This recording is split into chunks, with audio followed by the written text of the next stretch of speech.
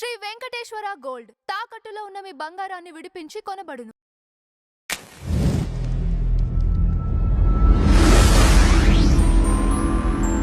Sir నమస్కారం. నమస్తే. Sir Ustaad Bhagat Singh అలానే దురంధర్ 2 రెండు బాక్స్ ఆఫీస్ వద్ద రిలీజ్ అవ్వటం పోటీ పట్టడం చూసాము. ఏ సినిమా కలెక్షన్స్ ఎలా ఉన్నాయి, కంప్లీట్గా ఏది హిట్ అయినట్లు చెప్తారు? అంటే ప్రీమియర్స్ పడ్డాయండి ఆ సినిమాకి, దురంధర్ రివెంజ్కి. ఓకే.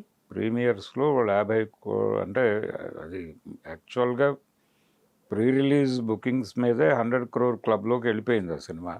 ఓకే. అది థియేటర్స్ దగ్గర కనిపించింది. ఫస్ట్ ప్రీమియర్స్ వాళ్ళు వేసిన షోస్కి 53 కోట్లు అలా వచ్చింది. అయితే దేశవ్యాప్తమైనటువంటి వసూళ్ళు అవి, ఒక స్టేట్కి సంబంధించినవి కాదు. తర్వాత రోజు 100 కోట్లు దాటి వెళ్ళింది. థర్డ్ డే అది 82, 100 మధ్య నడుస్తుంది. 90 వరకు వెళ్ళొచ్చు అనేది ఒక అంచనా, అంతకు మించి వెళ్ళటం కష్టం. కాబట్టి దురంధర్ రివెంజ్ అనే సినిమా జనాల అటెన్షన్ అయితే గ్రాప్ చేయగలిగింది.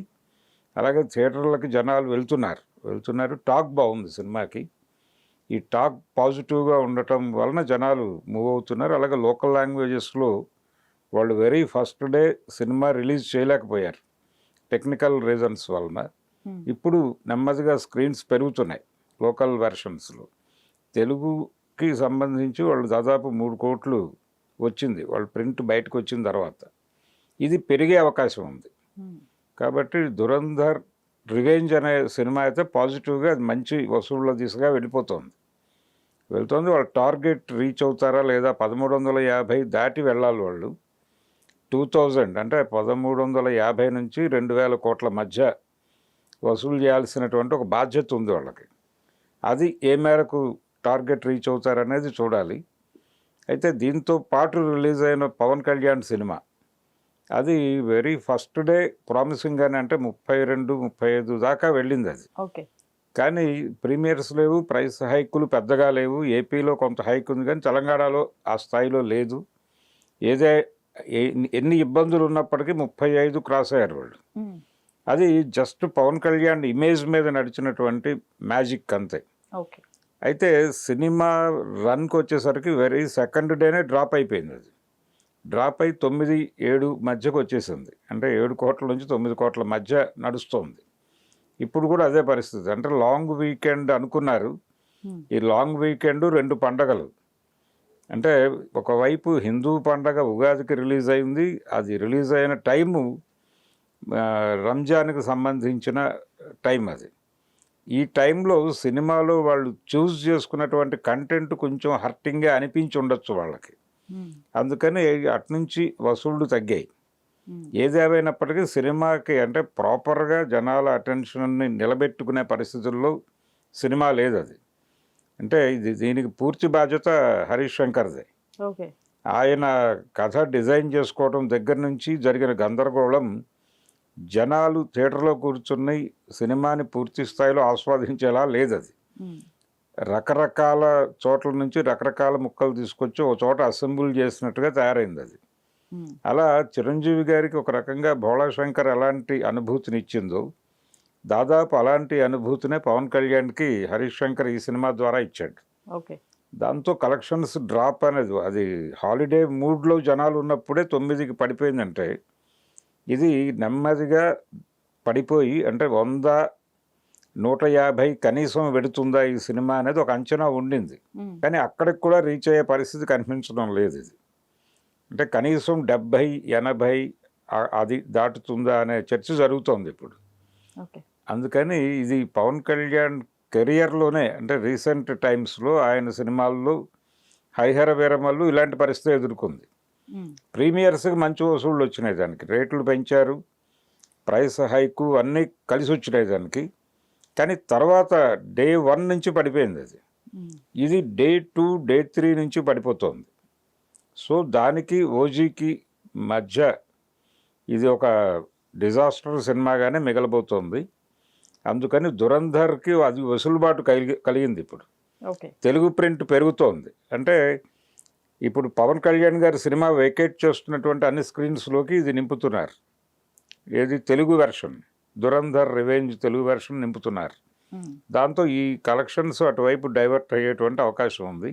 అది పెరిగే ముఖంలో ఉంది. ఇది తగ్గుదలలో ఉంది.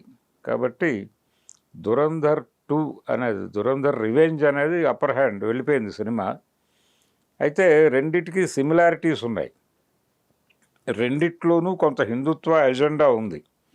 అలాగే ఇస్లామోఫోబియా అనేది 2 సినిమాలకి మేజర్ ఇష్యూనే.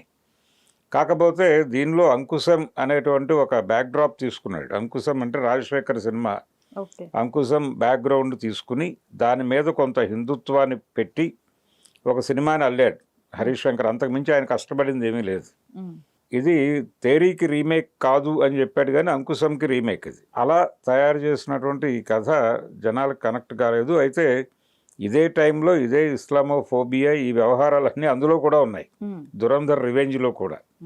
అయితే ఆదిత్య ధర్ డైరెక్టర్ ఆయన ఏం చేశాడంటే దీన్ని టోటల్గా బ్యాక్గ్రౌండ్లోకి పెట్టేసి నేపథ్యంలోకి తీసుకెళ్ళిపోయి దాని మీద నడిచినటువంటి యాక్షన్ ఎపిసోడ్స్ అన్నీ చాలా ఇంటర్నేషనల్ లెవెల్లో తీసాడు. ఆ టేకింగ్ జనాల్ని కట్టిపడేసింది. అలాగే స్కీమింగ్, ఇది ఇటు అటు అంటే అందులోకి ఇందులోకి కోవర్టులు వెళ్ళిపోయి వాళ్ళు ఎదుగుదల సందర్భంగా అక్కడ జరిపేటువంటి కొన్ని కార్యక్రమాలు అవి థ్రిల్లింగ్గా అనిపించినాయి జనాలకి. ఆ ఎపిసోడ్ అంతా థ్రిల్లింగ్గా నడపగలిగాడు ఆయన. అది జనాల్ని విపరీతంగా ఎంటర్టైన్ చేస్తోంది సినిమాలో. అంటే వాళ్ళు బ్యాక్గ్రౌండ్లో పెట్టినటువంటి ఈ హిందుత్వ ఎజెండా అనే దానికంటే కూడా ఇవి ప్రైమరీగా జనాల ముందుకు వచ్చినాయి. అందుకని ఆ సినిమా జనాల్ని ఆకట్టుకోగలుగుతోంది. ఈ సినిమాలో దీన్నే ప్రధానంగా చెప్పదలుచుకున్నారు వీళ్ళు. అంటే ఒక దేవుడి రథయాత్ర జరుగుతుంటే దాని మీద దాడి చేస్తారు వీళ్ళు. ఉస్తాద్ భగత్ సింగ్లో దాడి చేసి ఒక బ్రాహ్మణ పూజారి ఆయన జంజం తెంపేసేటువంటి షాట్ ఒకటి ఉంది. ఇలాంటివి జనాలకు విపరీతంగా కనెక్ట్ అయిపోయి జనాలు థియేటర్లకి అలా వచ్చేస్తారు అని అనుకున్నాడు ఆయన. కానీ ఆ పరిస్థితి లేదు. అంటే ఒక రకంగా రిపీటెడ్గా ఇలాంటివి చెప్తూ వెళ్ళటము, మెజారిటీ మతం ప్రమాదంలో ఉంది అని రిపీటెడ్గా చెప్పడం అనేది జనాలు ఇబ్బంది పడుతున్నారు. ఆ తరహా సినిమాలకు పెద్దగా ఆదరణ ఉండటం లేదు. గతంలో ఉండింది, కానీ ఇప్పుడు తగ్గుతోంది. ఈ తగ్గుతున్న విషయం అతను ఆదిత్య ధర్ అర్థం చేసుకున్నాడు. అర్థం చేసుకుని దాన్ని టోటల్గా బ్యాక్గ్రౌండ్లోకి తీసుకెళ్ళి ఫోర్గ్రౌండ్ అంతా తన పద్ధతిలో నడిపాడు ఆయన. ఆ కేర్ తీసుకుని ఉంటే ఈ సినిమా కూడా దక్కేది, ఉస్తాద్ భగత్ సింగ్ కూడా. ఇది ఆ కేర్ తీసుకోకపోవడంతో ఇది జనాలకి రొటీన్ సినిమాగా అనిపించింది. ఏం మాత్రము కొత్తదనం లేదు ఈ సినిమాలో. పవన్ కళ్యాణ్ కొంచెం ఎనర్జెటిక్గా కనిపించాడు అనేది తప్ప, కొంచెం డెడికేటెడ్గా ఉన్నాడు ఆయన సినిమాకి అనేది తప్ప ఇంకేమీ లేదు ఆ సినిమాలో. అందుకని వసూళ్ళు ఇంకా పెరిగే అవకాశం లేదు. అది డిజాస్టర్ మొదలైపోయింది. ఇది రైజింగ్లో ఉంది దురంధర్ రివెంజ్. అది ఎక్కడ దాకా పెడుతుంది అనేది చూడాలి. Right sir, thank you so much. Thank you అండి.